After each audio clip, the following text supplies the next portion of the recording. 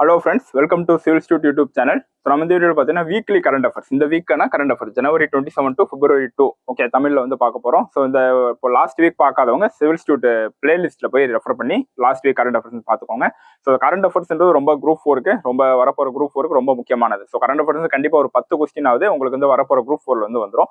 So அதனால் இந்த current affairs வந்து மறக்காம நீங்கள் வந்து பாருங்கள். டெய்லி வீக்லி வந்து நம்ம கரண்ட் அஃபேர்ஸ் வந்து அப்லோட் பண்ணுறோம். ஸோ ஒரு வீக் எடுத்துக்கோங்க, இந்த வீக் ஃபுல்லாக கரண்ட் அஃபேர்ஸ் வந்து படிச்சுக்கோங்க. ஸோ அதை ஒரு நாள் வந்து ரிவைஸ் பண்ணிட்டு திருப்பி அடுத்த வீக் வந்து அப்படியே கரண்ட் அஃபேர்ஸ் வந்து படிங்க. ஸோ வாங்க இந்த வீக்கான கரண்ட் அஃபேர்ஸ் வந்து உள்ள போகலாம். ஸோ ஃபர்ஸ்ட் கரண்ட் அஃபேர்ஸ் பாருங்க. குலசேகரப்பட்டினத்தில் ராக்கெட் ஏவுதளம் சொல்றாங்க. ஓகே, குலசேகரப்பட்டினத்தில் ராக்கெட் ஏவுதளம். ஸோ தூத்துக்குடி மாவட்டம். ஸோ குலசேகரப்பட்டினம் எங்க இருக்கு? தூத்துக்குடி மாவட்டம் சொல்லிட்டு அந்த தூத்துக்குடி மாவட்டத்தில் இருக்கிற குலசேகரப்பட்டினத்துல ராக்கெட் ஏவுதளம் அமைக்கிறதா வந்து இஸ்ரோ சேர்மன் இஸ்ரோ சேர்மன் வந்து சோம்நாத் அவர்கள் வந்து உறுதி வந்து படுத்திருக்காங்க. ஸோ அதனால அந்த ராக்கெட் ஏவுதளம் எங்க வரப்போகுது? தூத்துக்குடி மாவட்டத்தில் உள்ள குலசேகரப்பட்டினத்துல வந்து வரப்போகுதுன்னு சொல்லிட்டு நான் வச்சுக்கோங்க.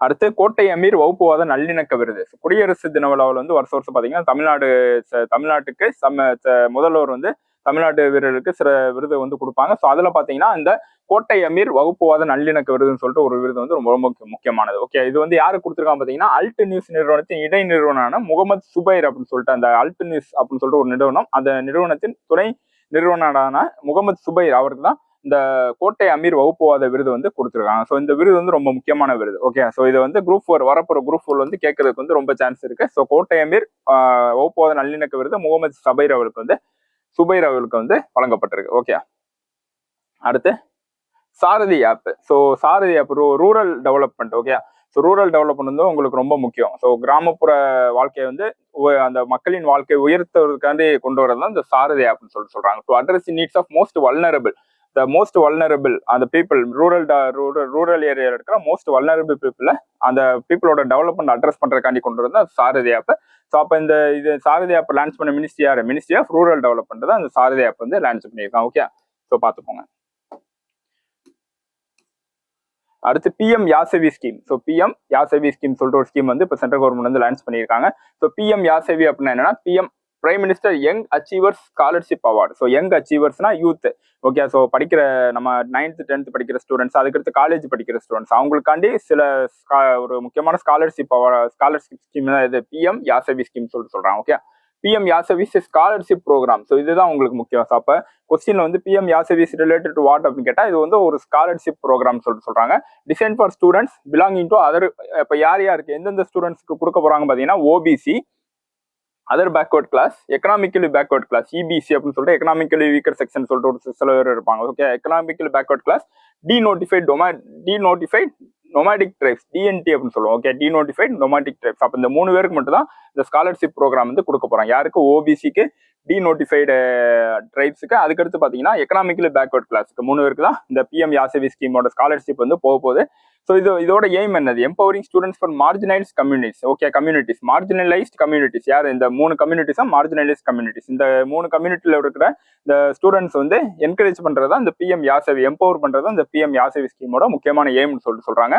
அதே மாதிரி பாத்தீங்கன்னா it offers pre matric scholarship students. Okay, அதாவது pre matric, post matric. Pre மெட்ரிக்னு 9th to 12th வரைக்கும் உள்ள ஸ்டூடெண்ட்ஸ்க்கும், போஸ்ட் மெட்ரிக்னா 9th 12th அப்புறம் அவங்க என்ன பண்ண போறாங்க? 12th அப்புறம் காலேஜ் படிக்க போறாங்க. ஸோ அந்த காலேஜ் படிக்கிற ஸ்டூடெண்ட்ஸ்க்கும் இந்த ஸ்காலர்ஷிப் கொடுக்குறது இந்த PM young achiever scholarship award சொல்லக்கூடிய பிஎம் யாசவி ஸ்கீம் சொல்றாங்க. ஓகே, நம்ம பிஎம் யாசவி ஸ்கீம்னா என்னது? ஸ்காலர்ஷிப் அவார்டு யாருக்கு? ஓபிசிக்கு, டிநோட்டிஃபைடு ட்ரைப்ஸ்க்கு, அதுக்கு ட்ரைபல் கம்யூனிட்டிஸ், அதுக்கடுத்து பாத்தீங்கன்னா economically backward class, economically weaker section 3 பேருக்கு கொடுக்குறது ஸ்காலர்ஷிப் அவார்டு. யாருக்கு கொடுக்குறாங்க? Pre matric as well as post matric 9th to 12th வரைக்கும் படிக்கிற students as well as 12th முடிச்சு காலேஜ் படிக்கிற ஸ்டூடெண்ட்ஸ்க்கும் இந்த பிஎம் யாசவி ஸ்காலர்ஷிப் அவார்டு வந்து கொடுத்துருக்காங்க. ஓகே, அவ்வளவுதான். அப்ப பிஎம் யாசவி அப்படின்னா என்னன்னா ஸ்காலர்ஷிப் அவார்டு. இது மட்டும் இந்த கீவேர்டு மட்டும் நான் வச்சுக்கோங்க. அடுத்து குட்டியா கோந்த் ட்ரைப் அப்படின்னு சொல்லிட்டு ஒரு ட்ரைப் வந்து இவங்க என்ன பண்ணியிருக்காங்க பார்த்தீங்கன்னா ரிபப்ளிக் டே பரேட் வந்து இப்போ நடந்துச்சு. ஓகே, ஜனவரி 26 வந்து ரிபப்ளிக் டே நடந்துச்சு. அப்போ என்ன பண்ணியிருக்காங்க? இந்த Gond try, so 2 persons from குட்டியா கோந்த் ட்ரைப், இந்த குட்டியா கோந்த் ட்ரைப் அப்படின்னு சொல்லிட்டு அந்த மக்களுக்குள்ள இருக்கிற 2 பழங்குடியினர் பார்த்தீங்கன்னா இந்த new Delhi chief guest. Okay, republic day பரேடை வந்து அட்டன் பண்ணியிருக்காங்க. ரிபப்ளிக் டே பரேட் வந்து நடக்கும். ஸோ அந்த பரேட்ல வந்து இந்த ட்ரைபல் கம்யூனிட்டில இருந்து 2 ட்ரைப் வந்து அட்டன் பண்ணியிருக்காங்க. ஸோ அதனால இந்த குட்டியா கோந்த் ட்ரைப் எங்க இருக்காங்க? ஒடிசால வந்து இருக்காங்க. Okay, Odisha. So they are particularly vulnerable tribal groups from Odisha. So PVTG இதுவுமே பர்டிகுலர்லி வல்னரபிள் ட்ரைபல் குரூப்புமே கரண்ட் அஃபேர்ஸ் வந்து அடிக்கடி வந்துட்டு இருக்கு. ஸோ பர்டிகுலர்லி வல்னரபிள் ட்ரைபல் குரூப்பை பற்றி நல்லா படிச்சுக்கோங்க. இது நம்ம ஏற்கனவே கரண்ட் அஃபேர்ஸ் வந்து கவர் பண்ணியிருக்கோம். ஸோ அதை பார்க்காதவங்க பிளேலிஸ்ட்ல போய் பார்த்துக்கோங்க. Okay, so particularly vulnerable tribal group மொத்தம் இந்தியாவில் வந்து 75 ட்ரைப்ஸ் வந்து இருக்காங்க. ஸோ 75 ட்ரைப்ஸ் வந்து பர்டிகுலர்லி வல்னரபிள் ட்ரைபல் குரூப்பா வந்து இந்தியாவில் வந்து இருக்காங்க. இதுவுமே நான் வச்சுக்கோங்க. இந்த நம்பர் வந்து கேட்கலாம். ஓகே, சிம்பிளா குரூப் 4 இந்த மாதிரி எக்ஸாம் வந்து சிம்பிளா வந்து இந்தியாவில் எத்தனை பர்டிகுலர் வல்னரபிள் ட்ரைபல் குரூப் இருக்காங்க பார்த்தீங்கன்னா 75 குரூப்ஸ் வந்து இருக்காங்க. அப்ப இந்த பர்டிகுலர் வல்னரபிள் ட்ரைபல் குரூப்ஸ்ல ஒரு குரூப் தான் அந்த கூட்டியா கோந்து ட்ரைப் அப்படின்னு சொல்லிட்டு. ஸோ அதுல இருந்து 2 பேர் வந்து ரிப்பப்ளிக் டேல வந்து அந்த பரேட்ல வந்து நியூ டெல்லியில பார்ட்டிசிபேட் பண்ணியிருக்காங்க. இது எந்த மாநிலத்தை சேர்ந்தவங்க ட்ரைப் பாத்தீங்கன்னா பழங்குடியினர் பாத்தீங்கன்னா ஒடிசா மாநிலத்தை சேர்ந்த பழங்குடியினர் இந்த கூட்டியா கோந்த் ட்ரைப் அப்படின்னு சொல்லிட்டு சொல்றாங்க. ஓகே, ஸோ இந்த மாதிரி கொஸ்டின் தான் உங்களுக்கு குரூப் 4லயோ குரூப் 1லயோ வந்து கேட்பாங்க. ஓகே, அந்த ட்ரைப்ஸை பத்தி காமனா கேட்க மாட்டாங்க. இந்த மாதிரி ட்ரைப்ஸ் ஏதாவது முக்கியமா நியூஸ்ல வந்துச்சுன்னா அந்த மாதிரி வந்து கேட்பாங்க. அடுத்து லாஃபிங் கல். ஓகே, லாஃபிங் கல் அப்படின்னு சொல்லிட்டு இது வந்து நார்த் அமெரிக்காவில் உள்ள ஒரு பறவை தான் லாஃபிங் கல். ஓகே, நகைக்கும் பறவை அப்படின்னு சொல்லுவாங்க. நார்த் அமெரிக்காவில் உள்ள ஒரு பறவை தான் லாஃபிங் கல். ஸோ இது வந்து இங்க இந்தியாவில் வந்து ஸ்பாட் பண்ணியிருக்காங்க. ஓகே, இந்தியாவில் வந்து இந்த பறவை வந்து என்ன பண்ணியிருக்காங்க, கண்டுபிடிச்சிருக்காங்க. எங்க கண்டுபிடிச்சிருக்காங்க பாத்தீங்கன்னா சித்தாரி எஸ்டுரி. ஸோ காசர்கோடு எங்க இருக்கு, காசர்கோடு மாவட்டம் கேரளா மாநிலத்தில் வந்து இருக்கு. அந்த மாநிலத்தில் உள்ள சித்தாரி எஸ்டுரி அப்படின்னு சொல்லிட்டு அந்த எஸ்டுரியில தான் என்ன பண்ணியிருக்காங்க பாத்தீங்கன்னா இந்த நகைக்கும் பறவையான லாஃபிங் கல்ல வந்து ஸ்பாட் பண்ணியிருக்காங்க. ஓகே, ஸோ அப்போ லாஃபிங் கல்லுன்றது எந்த நாட்டோடது, நார்த் அமெரிக்காவை சேர்ந்தது. இந்தியாவில் வந்து ஸ்பாட் பண்ணியிருக்காங்க. எங்கன்னா காசர்கோடு டிஸ்ட்ரிக்ட்ல உள்ள சித்தாரி எஸ்துரி அப்படின்னு சொல்லிட்டு கேரளால இருந்து ஸ்பாட் பண்ணியிருக்காங்க. ஓகே, அடுத்து விஜயராகவன் பேனல் ரிப்போர்ட். ஸோ இந்த பேனல் ரிப்போர்ட் அது கமிஷன் வந்து ஃபார்ம் பண்றாங்க. இந்தியாவிலேயோ தமிழ்நாட்டிலேயோ முக்கியமான கமிஷன் ஃபார்ம் பண்றாங்க. அந்த கமிஷன் பேரு தெரிஞ்சுக்கணும், அந்த கமிஷன் எதுக்கான ஃபார்ம் பண்ணிருக்குன்னு தெரிஞ்சுக்கணும். ஓகே, இப்போ விஜயராகவன் பேனல் ரிப்போர்ட் வந்து எதுக்கு பண்ணியிருக்காங்க பார்த்தீங்கன்னா ஃபங்க்ஷனிங் ஆஃப் டிஆர்டிஓன்னு சொல்லக்கூடிய டிஃபென்ஸ் ரிசர்ச் டெவலப்மெண்ட் ஆர்கனைசேஷன் சொல்லுவோம். Okay, defence research development organisation அந்த டிஆர்டிஓ ஃபங்க்ஷனை வந்து என்ன பண்றது, ஃபங்க்ஷனை வந்து கண்காணிக்கிறதுக்காண்டி. ஓகே, கன்சர்ன்ஸ் அதை அந்த டிஆர்டிஓ ஒரு ஃபங்க்ஷன்ல ஏதாவது பிரச்சனை இருந்துச்சுன்னா அதை வந்து தீர்க்கிறதுக்காண்டி ஒரு பேனல் வந்து ஃபார்ம் பண்ணியிருக்காங்க. அந்த பேனலுக்கு ஹெட் யாருன்னா விஜயராகவன் சொல்லிட்டு அவர் தான் அந்த பேனலுக்கு வந்து ஹெட்டா இருக்கு. அப்போ விஜயராகவன் பேனல் ரிப்போர்ட் வந்து எதுக்கு சம்மந்தப்பட்டதுன்னு பார்த்தீங்கன்னா டிஆர்டிஓ ஃபங்க்ஷன் வந்து ஃபங்க்ஷன்ல நிறைய குறைகள் இருந்துச்சுன்னா அதை தீர்த்து வைக்கிறதுக்காண்டி அதை ரெக்கமெண்டேஷன் கொடுக்கறதுக்காண்டி கொண்டது தான் இந்த விஜயராகவன் பேனல் ரிப்போர்ட். அடுத்து குடியுரிமை திருத்த சட்டம் ஒரு வாரத்திற்குள் அமல். ஸோ குடியுரிமை திருத்த சட்டம் வந்து பாத்தீங்கன்னா குரூப் 1ல வந்து சிட்டிசன் அமெண்ட்மெண்ட் ஆக்ட் அப்படின்னு சொல்லிட்டு ஒரு ஆக்ட் பத்தி குரூப் 1ல வந்து கேட்டிருக்காங்க. அதே மாதிரி குரூப் 4ல வந்து கேட்கறதுக்கு சான்ஸ் இருக்கு. அப்ப குடியுரிமை திருத்த சட்டத்தை பத்தி நல்லா படிச்சுக்கோங்க. ஸோ இந்த குடியுரிமை திருத்த சட்டம் வந்து இன்னும் ஒரு வாரத்துக்கு அமல் சொல்லிட்டு மத்திய அமைச்சர் வந்து சொல்லியிருக்காங்க. இப்போதைக்கு இந்த குடியுரிமை திருத்த சட்டம் வந்து என்ன இருக்கு, ஸ்டாப் பண்ணி வச்சிருக்காங்க. எதிர்கட்சிகள் வந்து ரொம்ப எதிர்கட்சிகளை எதிர்ப்பு தெரிவிச்சிருக்காங்க இந்த சட்டத்துக்கு. ஸோ இப்போதைக்கு இதை வந்து ஸ்டாப் பண்ணி வச்சிருக்காங்க. அப்போ இதை ஒரு வாரத்துக்குள்ள அமல்படுத்தப்படும் சொல்லியிருக்காங்க. ஸோ அமல்படுத்தப்பட்ட இந்த சிட்டிசன் அமெண்ட்மெண்ட் ஆக்ட்னு சொல்லக்கூடிய இந்த குடியுரிமை திருத்த சட்டம் வந்து உங்களுக்கு மோஸ்ட் இம்பார்ட்டன்ட் கரண்ட் அஃபேர்ஸ் வந்து வரும். உங்களுக்கு குடியுரிமை திருத்த சட்டம் 2019ஆம் ஆண்டு வந்தது. ஓகே, ஸோ இது என்ன சொல்லுது பார்த்தீங்கன்னா வங்கதேசம், பாகிஸ்தான், ஆப்கானிஸ்தான். ஸோ 3 நாடுகள் இருக்கு. வங்கதேசம், பாகிஸ்தான், ஆப்கானிஸ்தான் எதுவுமே தெரிஞ்சுக்கோங்க. ஓகே, இந்த நாடுகள்ல இருந்து ஸோ கடந்த 2014 டிசம்பர் 31. ஸோ டிசம்பர் 31 2014க்குள்ள யாரு இந்தியாக்குள்ள வராங்க, ஓகே, யாரு இந்தியாக்குள்ள வந்திருக்காங்க, அந்த இந்தியாக்குள்ள வரவங்களுக்கு ஒரு செக் வந்து வச்சிருக்காங்க. என்னன்னு பாத்தீங்கன்னா முஸ்லீம்கள் அல்லாத, ஸோ அவங்க வந்து இந்தியாவுக்குள்ள வரவங்க.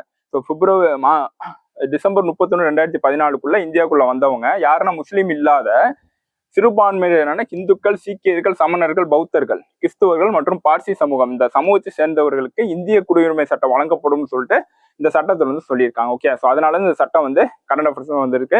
ஸோ இது என்ன சொல்லியிருக்காங்க பார்த்தீங்கன்னா எதிர்கட்சிகள் வந்து மதத்தை அடிப்படையாக கொண்டு குடியுரிமை வழங்கக்கூடாது அப்படின்னு சொல்றாங்க. ஓகே, மதத்தை அடிப்படையாக கொண்டு இந்திய குடிமகன் அப்படின்னு சொல்லிட்டு ஒரு குடியுரிமை வந்து நீங்க வந்து வழங்கக்கூடாது. ஏன் அப்படின்னு பாத்தீங்கன்னா முஸ்லீம்கள் அல்லாதுன்னு சொல்லிட்டு இந்த ஒரு இடத்தை செக் வச்சிருக்காங்க. ஓகே, முஸ்லீம் அல்ல, அப்ப இது வந்து மத சார்பற்ற இது. ஓகே, மதத்தை வந்து ஃபோக்கஸ் பண்ற மாதிரி இருக்குன்னு சொல்லிட்டு எதிர்கட்சியில் அமல்படுத்திட்டு இருக்காங்க. ஸோ எதிர்கட்சியில் வந்து என்ன பண்ணி எதிர்ப்பு தெரிவிச்சிருக்காங்க. அதனால இந்த சிட்டிசன் அமெண்ட்மெண்ட் ஆக்ட் சொல்லக்கூடிய குடியுரிமை திருத்த சட்டத்தை இப்போதைக்கு நிறுத்தி வச்சிருக்காங்க. அப்ப இந்த டேட் வந்து பாத்துக்கோங்க. ஓகே, 2014 டிசம்பர் 31க்குள்ள யார் யார் இந்தியாவுக்குள்ள வந்தாங்களோ அவங்களுக்கு குடியுரிமை சட்டம் குடியுரிமை வழங்குறத அந்த சட்டம் வந்து பேசுது. முஸ்லீம்கள் அல்லாத சிறுபான்மையினர். ஓகே, ஸோ அவங்க வந்து முஸ்லீம் இருக்கக்கூடாது, ஆனா சிறுபான்மையினரா இருக்கணும், அவ்வளவுதான். ஸோ இந்த குடியுரிமை திருத்த சட்டத்தை பத்தி நல்லா வந்து பாத்துக்கோங்க. அடுத்து ஐடேட் ஆணையக்குழு அறிக்கை. ஓகே, ஐடேட் ஆணையக்குழு அறிக்கைன்னு சொல்லிட்டு இந்த அறிக்கையோட இம்பார்ட்டன்ஸ் வந்து ஓகே முக்கியத்துவத்தை வந்து யார் சொல்லியிருக்கா. So national human rights commission, தேசிய மனித உரிமைகள் ஆணையம் வந்து இந்த ரிப்போர்ட் வந்து செயல்படுத்தினால என்ன வந்து இம்பாக்ட், என்ன பாசிட்டிவ் இம்பாக்ட், ஓகே, என்ன வந்து இந்த முக்கியத்துவத்தை வந்து வலியுறுத்துள்ளது தான் இந்த ஐடேட் ஆணைய குழு அறிக்கை அப்படின்னு சொல்றாங்க. ஓகே, ஸோ இது வந்து என்ன அப்படின்னா, இந்தியாவில் நாடோடியாக உள்ள பழங்குடியினர், நொமாடிக் ட்ரைப்ஸ் சொல்லுவோம்.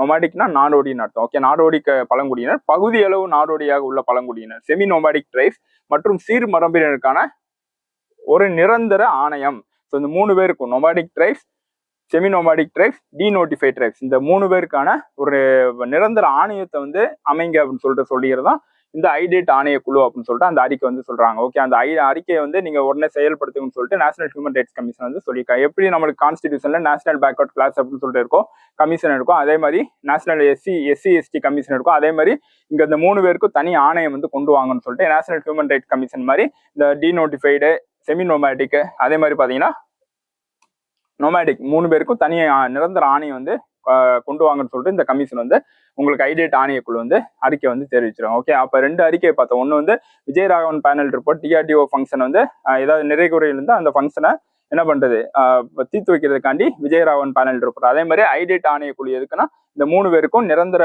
ஆணையம் வந்து அமைச்சு கொடுங்கன்னு சொல்லிட்டு சொல்றதா இந்த ஐடேட் ஆணையக்குழுன்னு சொல்றாங்க. ஓகே, அடுத்து supreme court initiative. So supreme court வந்து பாத்தீங்கன்னா 28 ஜனவரி 1950, 28 ஜனவரி 1950 அன்னைக்கு சுப்ரீம் கோர்ட் வந்து நடைமுறைக்கு வந்துச்சு. ஸோ அதோட இன்னைக்கு வந்து 75வது ஆனிவர்சரி. ஓகே, டைமண்ட் ஜூப்ளி 75வது வருஷம் வந்து இன்னைக்கு வந்து கொண்டாடுறாங்க. ஸோ அதனால பிரைம் மினிஸ்டர் என்ன பண்ணியிருக்கான்னு பார்த்தீங்கன்னா டிஜிட்டல் இனிஷியேட்டிவ்.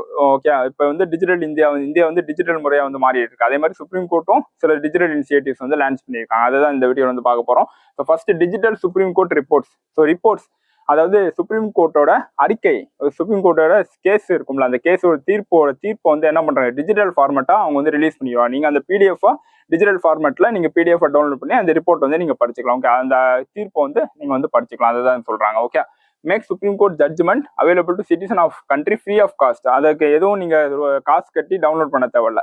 ஓகே, ஃப்ரீயாவே உங்களுக்கு வரும். அந்த தீர்ப்பு வந்து நீங்க பிடிஎஃப் வந்து என்ன பண்ணுங்க, டவுன்லோட் பண்ணி இந்த தீர்ப்பு வந்து நீங்க படிச்சுக்கலாம். இது வந்து உங்களுக்கு ஜென்ரல் நாலேஜ் வந்து இம்ப்ரூவ் பண்ணும். அதே மாதிரி ஃபர்ஸ்ட் வந்து டிஜிட்டல் சுப்ரீம் கோர்ட் ரிப்போர்ட், அதே மாதிரி வெப்சைட் வந்து லான்ச் பண்ணிங்க. சுப்ரீம் கோர்ட்டுக்காண்டி ஒரு வெப்சைட் வந்து லான்ச் பண்ணுங்க. அந்த வெப்சைட் வந்து போத் இங்கிலீஷ்ல இருக்கும், தமிழ்ல இருக்கும். ஓகே, அந்த மாதிரி 2 லாங்குவேஜ்ல இருக்கிற மாதிரி ஒரு வெப்சைட் வந்து லான்ச் பண்ணியிருக்காங்க. English and Hindi. ஸோ இங்கிலீஷ்ல இருக்கும், ஹிந்திலே இருக்கும். ஸோ அதனால வெப்சைட் வந்து லான்ச் பண்ணியிருக்காங்க. அதுவுமே நீங்க பாத்துக்கலாம். அதே மாதிரி டிஜிட்டல் கோர்ட்ஸ் 2.0 ஏற்கனவே இ கோட் ப்ராஜெக்ட் சொல்லிட்டு ஒரு ப்ராஜெக்ட் லான்ச் பண்ணாங்க. இது வந்து 2.0 செகண்ட் வெர்ஷன் வந்து லான்ச் பண்ணியிருக்காங்க. இ கோட் ப்ராஜெக்ட் என்னன்னா integrated mission mode project to transform Indian judiciary by information communication technology. Indian judiciary okay நீதிமன்றங்களை வந்து ஐசிடி இன்ஃபர்மேஷன் தகவல் தொழில்நுட்பத்துறையா மாத்துறது, அதாவது டிஜிட்டலா மாத்துறதா இந்த இ கோட் ப்ராஜெக்ட் சொல்றாங்க. இ அப்படின்னா எலக்ட்ரானிக் அர்த்தம். ஓகே, இ அப்படின்னா எலக்ட்ரானிக் கோட் ப்ராஜெக்ட் தான் இ கோட் ப்ராஜெக்ட் சொல்றாங்க. மிச்சம் artificial power portal. Okay, artificial intelligent power portal வந்து 2 போர்ட்டல் வந்து ஏற்கனவே லான்ச் பண்ணாங்க. என்னன்னு பாத்தீங்கன்னா சுபேஸ்னு சொல்லிட்டு சுவாஸ்னு சொல்லிட்டு. ஓகே, சுவாஸ். ஸோ சுபேஸ் அப்படின்னா என்னன்னா supreme court portal for assistance in courts efficiency சொல்றாங்க. சுவாஸ் அப்படின்னா supreme court Vidhik Anuvada software அப்படின்னு சொல்லிட்டு 2 ஆர்டிஃபிஷியல் இன்டெலிஜென்ஸ் செயற்கை நுண்ணறிவு போர்ட்டல் வந்து லான்ச் பண்ணியிருக்காங்க. ஸோ இதெல்லாமே பார்த்துக்கோங்க, சுப்ரீம் கோர்ட் இனிஷியேட்டிவ். ஸோ இதை நாளை கொடுத்து கரெக்ட் தி மேட்ச் பண்ண சொல்லுங்கன்னு சொல்லிட்டு சொல்லலாம். ஓகே, கரண்ட் அஃபேர்ஸ்ல அடுத்து golden tiger. Okay, Kaziranga national park, அசாம்ல வந்து காசிரங்கா தேசிய பூங்கா வந்து இருக்கு. அந்த தேசிய பூங்காக்களை கோல்டன் டைகர்னு சொல்லிட்டு ஒரு டைகர் வந்து புலியை வந்து கோல்டன் டைகர் வந்து கண்டுபிடிச்சிருக்காங்க. Okay, rare golden tiger. Golden tiger வந்து ரொம்ப ரேர் பாக்குறது. ஸோ அதை வந்து காசிரங்கா நேஷனல் பார்க், அசாம்ல உள்ள காசிரங்கா தேசிய பூங்கால வந்து கண்டுபிடிச்சிருக்காங்க. இதோட ஐயூசிஎன் ஸ்டேட்டஸ் பார்த்தீங்கன்னா கிரிட்டிக்கலி என்டேஜர்னு சொல்றாங்க. ஓகே, அழியிற தருவாயில இருக்கிறதா இந்த கோல்டன் டைகர். அதை வந்து கண்டுபிடிச்சிருக்காங்க. கிரிட்டிக்கலி என்டேஜர் அப்படின்னா என்னன்னு பாத்தீங்கன்னா 80%, அதோட பாப்புலேஷன் வந்து 80% வந்து குறைஞ்சிரும். அதோட இந்த கோல்டன் டைகரோட பாப்புலேஷன் 80% குறைஞ்சாதான் இந்த கோல்டன் டைகரை கிரிட்டிக்கலி என்டேஜர்னு சொல்றோம். ஓகே, கிரிட்டிக்கல் ரொம்ப ஒரு கிரிட்டிக்கலான ஸ்டேஜ்ல இருக்கு, அழியிற தருவாயில இருக்கதான் கிரிட்டிக்கல் என்டேஞ்சர். ஸோ அது சொல்றாங்க. கோல்டன் டைகர் வந்து காசிரங்கா நேஷனல் பார்க்ல வந்து கண்டுபிடிச்சிருக்காங்க. இந்த காசிரங்கா நேஷனல் பார்க் எதுக்கு ஃபேமஸ் பாத்தீங்கன்னா ஒன் ஹார்ன் ரைனோசரஸ் சொல்லுவோம். Okay, one horn rhinoceros. So அதுக்கு ஃபேமஸ் தான் இந்த காசிரங்கா நேஷனல் பார்க். எங்க இருக்கு, அசாம்ல வந்து இருக்கு. ஸோ இதை வந்து பாத்துக்கோங்க. அடுத்து ஜித்தாப்பூர் நியூக்ளியர் பவர் பிளான்ட். ஓகே, ஜித்தாப்பூர் எங்க இருக்கு, மும்பை, மகாராஷ்டிரால மும்பைல இருக்கு. ஸோ இதுதான் world largest nuclear power generation station சொல்றாங்க. ஓகே, ஜித்தாப்பூர் நியூக்ளியர் பவர் பிளான்ட் வந்து world largest nuclear power station. இது ஒரு லொகேஷன் பாத்தீங்கன்னா மும்பை, மகாராஷ்டிரா, ரத்னகிரி அப்படின்னு சொல்லிட்டு ஒரு டிஸ்ட்ரிக்ட்ல மும்பை இதுல வந்து மகாராஷ்டிரா மாநிலத்துல வந்து இருக்கு. ஸோ அதனால பாத்துக்கோங்க. அடுத்து India snow leopard count. Okay, India அதாவது பனிச்சிறுத்தை அப்படின்னு சொல்லுவோம். ஸ்னோ லிப்பர்ட் பனிச்சிறுத்தையோட இப்போ இது சர்வே வந்து இப்போ 4 வருஷம் கழிச்சு எடுத்திருக்காங்க. 2019 ஃபர்ஸ்ட் எடுத்தாங்க. அதுக்கடுத்து 2023 4 வருஷம் கழிச்சு எடுத்திருக்காங்க. இது வந்து இந்த ஸ்னோ லிப்பர்ட் வந்து எந்த ஸ்டேட்ல அதிகமா இருக்குன்னு சொல்லியிருக்காங்க பார்த்தீங்கன்னா லடாக் அப்படின்னு சொல்லிட்டு. அந்த லடாக்ல வந்து 477 இது வந்து ஸ்னோ லிப்பர்ட் வந்து இருக்குன்னு சொல்றாங்க. இதோட ஐயூசிஎன் ஸ்டேட்டஸ் வந்து வல்னரபிள். ஓகே, ஸோ கோல்டன் டைகரோட ஸ்டேட்டஸ் கிரிட்டிக்கல் என்டேஞ்சர்னு சொல்லலாம். அதே மாதிரி இங்க இந்த ஸ்னோ லிப்பர்டோட ஸ்டேட்டஸ் வந்து வல்னரபிள் அப்படின்னா அதாவது அந்த கிரிட்டிக்கல் என்டேஞ்சருக்கு முன்னாடி ஸ்டேட்டஸ். ஓகே, கிரிட்டிக்கல் என்டேஞ்சர் ரொம்ப அழியிற தருவாய், இது வந்து அதுக்கு முன்னாடி ஸ்டேட்டஸ் தான் அந்த வல்னரபிள் சொல்றோம். ஓகே, அப்ப ஸ்னோ லிப்பர்ட் வந்து லடாக்ல வந்து அதிகமா இருக்கு. இது வந்து பாத்துக்கோங்க. அப்ப உங்களுக்கு கொஸ்டின் வந்து கேட்கலாம், ஸ்னோ லிப்பர்ட் பனிச்சிறுத்தை வந்து எந்த மாநிலத்திலும் இல்ல யூனியன் பிரதேசம் அதிகமா இருக்குன்னு பாத்தீங்கன்னா இந்த லடாக் அப்படின்னு சொல்லக்கூடிய இதுல வந்து 477 வந்து இருக்கு. ஓகே, பாத்துக்கோங்க. அடுத்து India nominates 12 forts of Marathas for UNESCO world heritage site. அதாவது இது 12 ஃபோர்ட்ஸ். ஓகே, மராத்தாவில் 12 கோட்டைகள் வந்து யுனெஸ்கோ வேர்ல்டு ஹெரிடேஜ் சைட்டை வந்து என்ன பண்ணியிருக்காங்க, நாமினேட் வந்து பண்ணியிருக்கான்னு சொல்றாங்க. ஓகே, இந்த 12 கோட்டை வந்து எது என்னன்னா சல்ஹர், சிவனேரி, லோக்காட், கந்தேரி, ரைகாட், ராஜ்காட். ஸோ நம்ம தமிழ்நாட்டில் ஜிஞ்சி அப்படின்னு சொல்லிட்டு ஒரு கோட்டை வந்து இருக்கு. ஜிஞ்சி அப்படின்னு சொல்லிட்டு ஒரு கோட்டை வந்து அது எங்க இருக்குன்னா இந்த விழுப்புரம் டிஸ்ட்ரிக்ட்ல. ஓகே, விழுப்புரம் டிஸ்ட்ரிக்ட்ல வந்து இருக்கு. ஸோ அதையுமே இந்த 12 ஃபோர்ட்ஸ்ல வந்து உள்ள வந்து சேர்த்திருக்காங்க. ஸோ இதை 12 கோட்டையுமே மராத்தா பீரியட்ல இந்த சிவாஜி ஆண்ட பீரியட்ல வந்ததுதான் இந்த 12 கோட்டை. ஸோ அதை வந்து யுனெஸ்கோ வேர்ல்டு ஹெரிடேஜ் சைட்டை வந்து நாமினேட் வந்து பண்ணியிருக்காங்க. அந்த 12 கோட்டைகள் வந்து எங்கெங்க இருக்குன்னு சொல்லிட்டு பார்த்துக்கோங்க.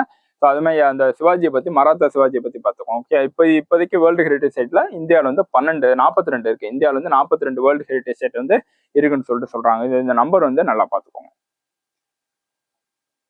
அடுத்து Khelo India winter games 2024 4th edition. Okay, நம்ம தமிழ்நாட்டில் வந்து இப்ப சென்னையில கேலோ இந்தியா கேம்ஸ் வந்து நடந்துச்சு.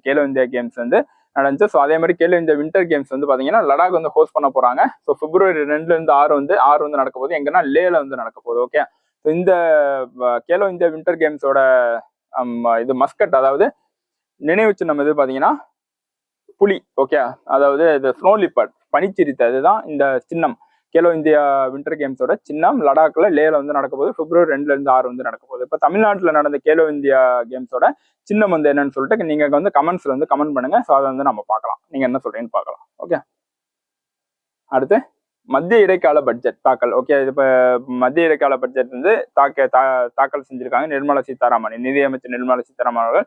அப்ப மத்திய இடைக்கால பட்ஜெட் அப்படின்னு சொல்லிட்டு நீங்க என்னன்னு தெரிஞ்சுக்கணும். ஓகே, ஸோ நார்மலா இந்தியாவில் வந்து நிதி ஆண்டு அப்படின்னு சொல்லிட்டு ஒரு ஆண்டு வந்து இருக்கு. எப்படின்னா April 1, அதாவது இந்த வருஷம் 2024 April 1 இருந்து March 1, 2020 March 31, 2025 ஒரு வருஷம் கேப்ல உள்ளதான் இந்த நிதி ஆண்டுன்னு சொல்லுவோம். ஓகே, அப்ப இந்த வருஷம் வந்து நம்மளுக்கு எலெக்ஷன் வந்து வருது. ஸோ அப்போ இடைக்கால பட்ஜெட் எப்பப்ப தாக்கல் செய்வாங்க பார்த்தீங்கன்னா எலெக்ஷன் எப்பப்போ தேர்தல் வருதோ ஸோ அந்த ஆண்டு வந்து தாக்கல் செய்யப்படுறதா இந்த இடைக்கால பட்ஜெட் சொல்றாங்க. ஓகே, ஸோ அப்போ April வரைக்கும் இந்த கவர்மெண்ட் ரன் பண்றதுக்கு அவங்களுக்கு என்ன ஒரு நிதி வந்து வேணும். ஓகே, அந்த நிதியை வந்து ஏற்படுத்திக்கிறதா இந்த இடைக்கால பட்ஜெட். அதாவது இந்த இடைக்காலத்துல பண்றதா இந்த இடைக்கால பட்ஜெட் சொல்றாங்க. ஓகே, ஸோ இடைப்பட்ட காலத்துல, அதாவது April 1 இருந்து March 31 வரைக்கும் ஒரு நிதி ஆண்டு. ஸோ அதுக்கு முன்னாடி இப்ப February, March 2 மாசம் வந்து அவங்களுக்கு வந்து ஃபண்ட் வந்து வேணும். அதுக்காண்டி ஒதுக்கப்படுறதா இந்த இடைக்கால பட்ஜெட். ஸோ மக்களவை தேர்தல் நடக்கும் ஆண்டில் மத்திய பட்ஜெட்டுக்கு பதிலாக இடைக்கால பட்ஜெட் தாக்கல் செய்யப்படுகிறது அப்படின்னு சொல்றாங்க. மத்திய பட்ஜெட்டுக்கு கவர்மெண்ட் ஃபார்ம் பண்ண பிறகு, எலெக்ஷன் நடந்த பிறகு கவர்மெண்ட் ஃபார்ம் பண்ண பிறகு மத்திய பட்ஜெட் சொல்லிட்டு ஒரு பட்ஜெட் வந்து ஃபார்ம் பண்ணுவாங்க. அதுக்கு முன்னாடி எலெக்ஷன் வந்துட்டா அந்த எலெக்ஷன் நடக்க முன்னாடி தாக்கல் செய்யப்படுறதா இடைக்கால பட்ஜெட் சொல்றாங்க. ஓகே, அரசாங்கம் அதன் செலவுகளை சில மாதங்களுக்கு சமாளிக்க இது உதவுகிறது. அப்ப இந்த 2 மாசம் இருக்கு, February, March இருக்கு. ஸோ அந்த அரசாங்கம் அந்த செலவுகளை சமாளிக்கிறதுக்கு உதவுறது தான் இந்த இடைக்கால பட்ஜெட் சொல்றாங்க. ஓகே, இந்த இடைக்கால பட்ஜெட் பத்தி பாத்துக்கோங்க. ஸோ நம்ம இந்த இடைக்கால பட்ஜெட்ல ஹைலைட்ஸ் வந்து நம்ம பார்ப்போம். ஓகே, ஹைலைட்ஸ் வந்து தனியாக வீடியோ வந்து பார்ப்போம். அதே மாதிரி ஸ்கீம்ஸ், இடைக்கால பட்ஜெட்ல என்ன ஸ்கீம்ஸ் வந்து லான்ச் பண்ணியிருக்காங்க அதுவுமே நம்ம டீட்டெயிலா பார்ப்போம். அடுத்து கேலோ இந்தியா தமிழகம் 2ஆம் இடம். ஓகே, கேலோ இந்தியா கேம்ஸ் வந்து நிறைவு பெற்றுச்சு. ஸோ அது January 31 வந்து நிறைவு பெற்றுச்சு. ஸோ அதோட தமிழ வந்து 2ஆம் இடம் வந்து பிடிச்சிருக்கு கேலோ இந்தியா கேம்ஸ்ல. ஸோ ஃபர்ஸ்ட் யாரு பாத்தீங்கன்னா மகாராஷ்டிரா. ஃபர்ஸ்ட் வந்து மகாராஷ்டிரா, 2வது தமிழகம், 3வது வந்து ஹரியானா. ஸோ ஃபர்ஸ்ட் 3 ஸ்டேட் வந்து மாநிலம் வந்து பார்த்துக்கோங்க. 6வது கேலோ இந்தியா இப்போ சென்னையில வந்து நடந்துச்சு. ஓகே, ஸோ அது நிறைவு பெற்றதுனால 1வது மகாராஷ்டிரம், 2வது தமிழகம், 3வது வந்து பாத்தீங்கன்னா ஹரியானா. ஸோ 3வது மாநிலம் ஹரியானா வந்து பிளேஸ் ஆகியிருக்காங்க. அடுத்து கரப்ஷன் பெர்செப்ஷன் இண்டெக்ஸ் சொல்லக்கூடிய ஊழல் கண்ணோட்ட குறியீடு 2023 வந்து லான்ச் பண்ணியிருக்காங்க. யாருன்னா டிரான்ஸ்பரன்சி இன்டர்நேஷனல் சொல்லிட்டு. ஸோ வெளியிடும் தன்னார்வ நிறுவனம் பார்த்தீங்கன்னா சர்வதேச வெளிப்படைத்தன்மை சொல்லக்கூடிய டிரான்ஸ்பரன்சி இன்டர்நேஷனல் தான் வெளியிடுறாங்க. ஸோ முதலிடம் பார்த்தீங்கன்னா ஊழல் குறைந்த நாடு. ஓகே, முதலிடம் ஊழல் குறைந்த நாடாக டென்மார்க் வந்து இந்த கரப்ஷன் பர்செப்ஷன் இண்டெக்ஸ்ல வந்து வந்திருக்காங்க டென்மார்க். ஓகே, ஃபர்ஸ்ட் இந்தியாவின் இடம் பார்த்தீங்கன்னா 93. அதே மாதிரி ஊழல் மிகுந்த நாடாக எந்த நாடு கடைசியில் இருக்குன்னு பார்த்தீங்கன்னா சோமாலியா சொல்லக்கூடிய அந்த நாடு தான் கடைசி வந்து. அப்போ ஃபர்ஸ்ட் வந்து டென்மார்க், இந்தியாவின் இடம் வந்து 93, கடைசி நாடு வந்து சோமாலியா. ஸோ இப்போ ரிலீஸ் பண்றது யாருன்னா டிரான்ஸ்பரன்சி இன்டர்நேஷனல் சொல்லக்கூடிய சர்வதேச வெளிப்படைத்தன்மை அப்படின்னு சொல்ல ஒரு தன்னார்வ நிறுவனம் தான் இது வந்து ரிலீஸ் பண்ணது. ஓகே,